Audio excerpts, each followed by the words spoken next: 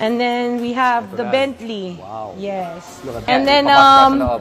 eto, nakita ko to, sinerge ko talaga sa ano to. Walang ganito sa Philippines. Nasa YouTube. Mahal yan, mahal yan. Sige, okay lang. Try ko lang. Naka-private plane, kaliwat ka ng bakasyon sa Europa at iba't ibang bansa.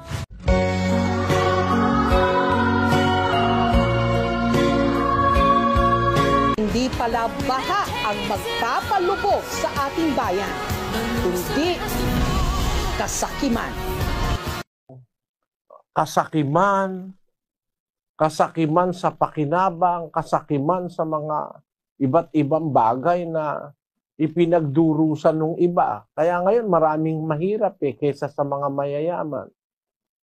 Bakit po? Yung mga mayayaman, hindi naman lahat, pero karamihan sakim. Lahat ng pwedeng kuhanin sa mahirap kinukuha para lang sumagana siya sa kanyang sarili. Ganyan po ang kalagayan ng tao. At ito pong setup na ito, itong pangyayaring ito sa ating panahon, hinuhulaan po ito ng salita ng Diyos. Nung bata po kasi ako, hindi pa masyadong ganito eh. Kaya naniniwala po ako sa Biblia na totoo ang sinasabi ng Diyos eh. Sa 2 Timoteo 3:1.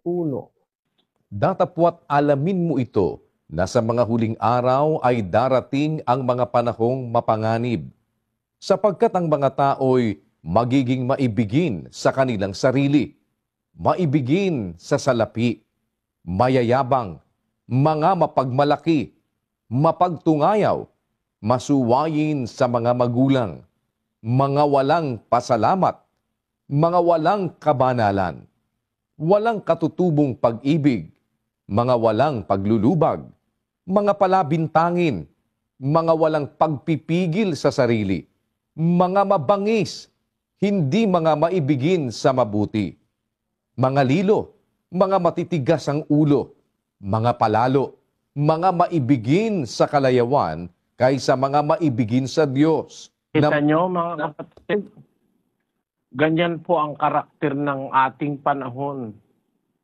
Sa mga huling araw, ang wika ng salita ng Diyos, darating ang panahong mapanganib. Ang nagbibigay ng panganib sa panahon, yung ugali ng tao. Hindi po hayop ang panganib. Ang mga tao'y magiging maibigin sa kanilang sarili. Ayun. Tao rin mismo ang nagpapasama sa panahon ng kawakasan. Ang kasamaan nasa tao.